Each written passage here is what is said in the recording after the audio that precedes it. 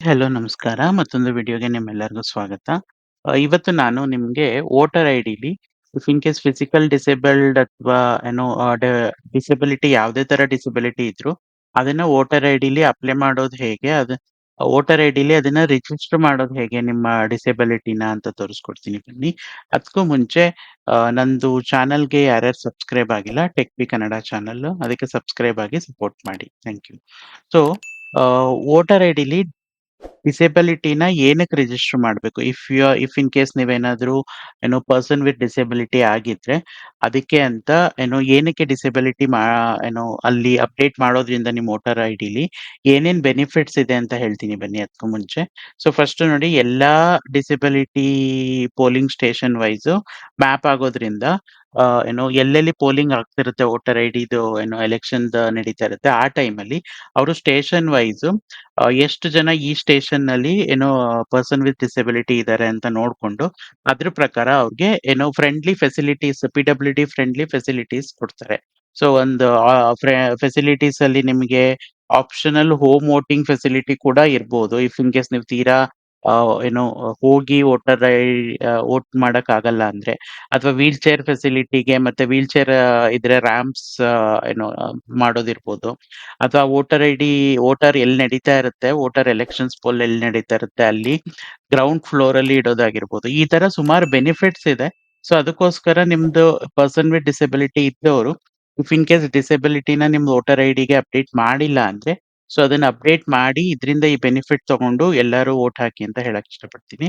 So ಮೊದಲು ಬಂದು direct ನೀವು ಕ್ರೋಮ್ಗೆ ಬಂದು ಅಥವಾ ನಿಮ್ದು ಯಾವುದೇ ಬ್ರೌಸರ್ ಹೋಗಿ ವೋಟರ್ ಐಡಿ ಅಂತ ಎಂಟರ್ ಮಾಡಿದ್ರೆ ನಿಮ್ಗೆ ಫಸ್ಟ್ ಇಲ್ಲಿ ಬರುತ್ತೆ ವೋಟರ್ಸ್ ಸರ್ವಿಸ್ ಪೋರ್ಟಲ್ ಅಂತ.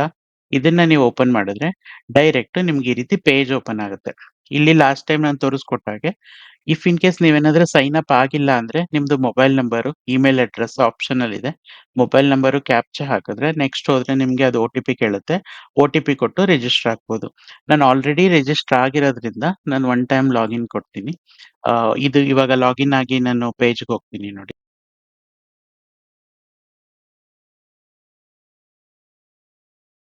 ನೀವು ಒಂದ್ಸಲ ಲಾಗಿನ್ ಆದ್ಮೇಲೆ ನಿಮ್ಗೆ ಈ ರೀತಿ ಪೇಜ್ ಓಪನ್ ಆಗುತ್ತೆ. ಇಲ್ಲಿ ಬಂದು ನಿಮ್ದು ಏನೇ ಕರೆಕ್ಷನ್ಸ್ ಇದ್ರು ಯೂಶುವಲ್ ಆಗಿ ಫಾರ್ಮ್ 8 ಫಿಲ್ ಮಾಡ್ತೀವಿ. ಈ ಫಾರ್ಮ್ 8 ಅಲ್ಲಿ ನಿಮ್ಗೆ ಏನೇನ್ ಆಪ್ಷನ್ಸ್ ಬರುತ್ತೆ ಅಂತ ತೋರಿಸ್ತೀನಿ ನೋಡಿ. ಈ ಫಾರ್ಮ್ 8 ಕ್ಲಿಕ್ ಮಾಡ್ತಿದ್ದ ಹಾಗೇನೆ ನಿಮ್ಗೆ 2 ಆಪ್ಷನ್ ಬರುತ್ತೆ. ಒಂದು ಸೆಲ್ಫ್ ಅಪ್ಲಿಕೇಶನ್ಸ್‌ಗೆ, ಇನ್ನೊಂದು ಬಂದು ಅದರ್ ಎಲೆಕ್ಟರ್ ಅಂತ. ನೀವು ನಿಮ್ಗೆ ಸೆಲ್ಫ್ ಮಾಡ್ತಾ ಇದ್ರೆ ಸೆಲ್ಫ್ ಅಂತ ಕ್ಲಿಕ್ ಮಾಡಿ. ಸೆಲ್ಫ್ ಅಂತ ಕ್ಲಿಕ್ ಮಾಡ್ತಿದ್ದ ಹಾಗೆ ನಿಮ್ದು ಎಪಿಕ್ ನಂಬರ್, ನಿಮ್ದೇನು ವೋಟರ್ ಐಡಿ ನಂಬರ್ ಇರುತ್ತೆ ಆ ನಂಬರ್ನ ಇಲ್ಲಿ ಎಂಟರ್ ಮಾಡ್ಬೇಕಾಗತ್ತೆ. ಇಲ್ಲಿ ಆ ನಂಬರ್ನ ಎಂಟರ್ ಮಾಡಿ ಸಬ್ಮಿಟ್ ಮಾಡ್ತಿದ್ದ ಹಾಗೇನೆ ನಿಮ್ಗೆ ನಿಮ್ದು ಡೀಟೇಲ್ಸ್ ಬರುತ್ತೆ ಆಟೋಮೆಟಿಕ್ ಆಗಿ. ಸೊ ಈ ಡೀಟೇಲ್ಸ್ ಏನ್ ಬರುತ್ತಲ್ಲ ಇದು ನಿಮ್ಗೆ ಕರೆಕ್ಟ್ ಆಗಿದೆ, ನಿಮ್ದು ನೇಮು, ನಿಮ್ದು ಯಾವ ಕರೆಂಟ್ ಪೋಲ್ ಇದೆ, ಸ್ಟೇಟ್ ಯಾವ್ದು ಎಲ್ಲ ವೆರಿಫೈ ಮಾಡ್ಕೊಂಡು ಕ್ಲಿಕ್ ಆನ್ ಓಕೆ ಕೊಟ್ರೆ ನಿಮ್ಗೆ ಈ ರೀತಿ 4 ಆಪ್ಷನ್ ಬರುತ್ತೆ.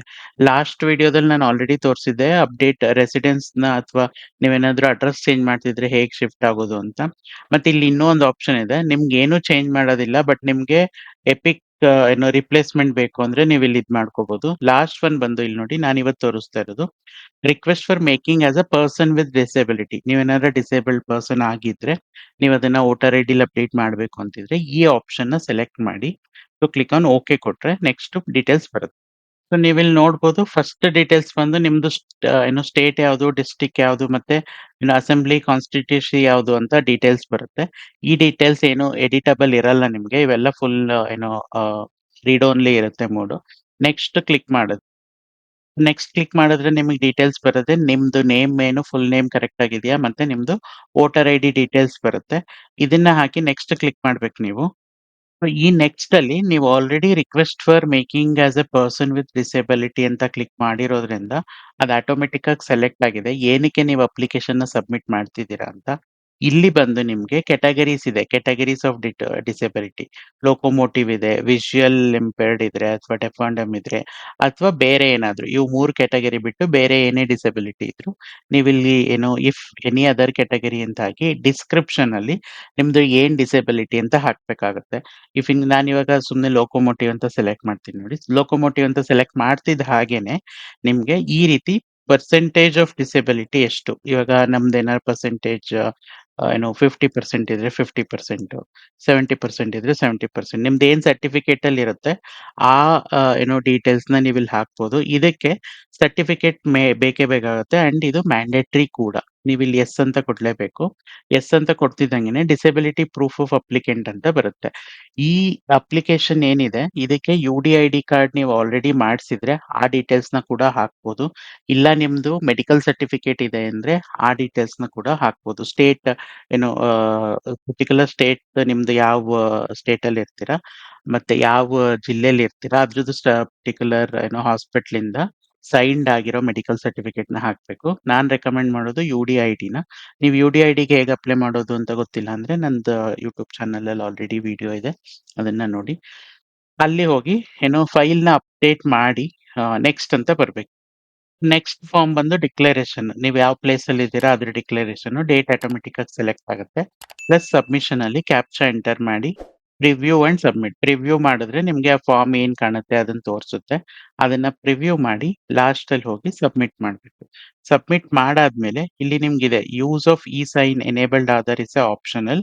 ಇನ್ case of you do not wish to e sign physical form ನ ಸಬ್ಮಿಟ್ ಮಾಡ್ಬೇಕು ಅಂತ ಇದೆ. ನಾನು ಇಲ್ಲಿ ಇ ಸೈನ್ ಏನಕ್ಕೆ ಅಂದ್ರೆ ನಿಮ್ಗೆ ಏನು ನೀವು ಅಪ್ಲಿಕೇಶನ್ ಸಬ್ಮಿಟ್ ಮಾಡ್ಬೇಕಾದ್ರೆ ನಿಮ್ದು ಆಧಾರ್ ನಂಬರ್‌ನ ಹಾಕಿ, ಆ ಆಧಾರ್ ನಂಬರ್‌ಗೆ ಏನು ಒ-ಟಿ-ಪಿ ಬರುತ್ತೆ ಅದರಿಂದ ಡಿಜಿಟಲಿ ಸೈನ್ಡ್ ಮಾಡಿ ನೀವು ಅಪ್ಲಿಕೇಶನ್‌ನ ಸಬ್ಮಿಟ್ ಮಾಡ್ತಿದ್ದೀರಾ ಅಂತ ಆಗುತ್ತೆ. ಸೊ ಅದನ್ನ ಯೂಸ್ ಮಾಡ್ಕೊಂಡು ನೀವು ಸಬ್ಮಿಟ್ ಮಾಡ್ಬೇಕಾಗುತ್ತೆ ಅಪ್ಲಿಕೇಶನ್.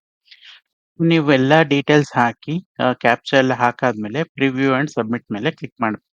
ಸೊ ಒಂದ್ಸಲ ನೀವು ಪ್ರಿವ್ಯೂ ಅಂಡ್ ಸಬ್ಮಿಟ್ ಮೇಲೆ ಕ್ಲಿಕ್ ಮಾಡಿದ್ರೆ ನಿಮ್ಗೆ ಈ ರೀತಿ ಪೇಜ್ ಓಪನ್ ಆಗುತ್ತೆ. ಇಲ್ಲಿ ನೀವು ಏನಾರ ಕರೆಕ್ಟ್ ಮಾಡ್ಕೋಬೇಕು ಅಂದ್ರೆ ಕೀಪ್ ಎಡಿಟಿಂಗ್ ಮಾಡ್ಬೋದು. ಏನಾದ್ರೂ ಡೀಟೇಲ್ಸ್ ತಪ್ಪು ಹಾಕಿದೀರಾ ಅಂದ್ರೆ. ಇಲ್ಲ ಅಂದ್ರೆ ನೀವು ಅಪ್ಲಿಕೇಶನ್‌ದು ಅಕ್ನಾಲೆಜ್ಮೆಂಟ್ ತಗೋಬೇಕು ಅಂದ್ರೆ ಡೌನ್ಲೋಡ್ ಮಾಡ್ಕೋಬಹುದು. ಅದ್ರ ಜೊತೆಗೆ ಲಾಸ್ಟ್ ಅಲ್ಲಿ ಬರೋದು ನಿಮ್ಗೆ ಇ ಸೈನ್ ಅಂಡ್ ಸಬ್ಮಿಟ್ ಅಂತ. E sign is like electronic sign ಅಂತ. ನೀವು ನಿಮ್ದು ಆಧಾರ್ ಕಾರ್ಡ್ ಡೀಟೇಲ್ಸ್ ಹಾಕಿ ಇಲೆಕ್ಟ್ರಾನಿಕ್ ಸೈನ್ ಮಾಡೇ ಸಬ್ಮಿಟ್ ಮಾಡ್ಬೇಕಾಗುತ್ತೆ. ಸೊ ಇವಾಗ ಇದ್ರ ಮೇಲೆ ಕ್ಲಿಕ್ ಮಾಡಿದ್ರೆ ಇಲ್ಲಿ ನಿಮ್ಗೆ ಈ ತರ ಆಪ್ಷನ್ ಬರುತ್ತೆ. Do you want to submit this form? Yes ಅಂತ ಕ್ಲಿಕ್ ಮಾಡಿದ್ರೆ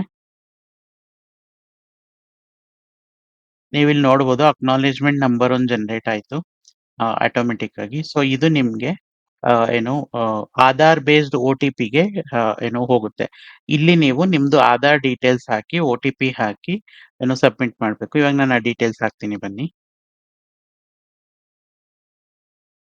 ಇವಾಗ ಒ-ಟಿ-ಪಿ ಹಾಕಿದ್ದಂಗೆನೆ ಇಲ್ಲೊಂದು ಚೆಕ್ ಬಾಕ್ಸ್ ಏನಿದೆ ಇದು ಅಕ್ನಾಲೆಜ್ಮೆಂಟ್ ಅಕ್ಸೆಪ್ಟ್ ಆಗುತ್ತೆ.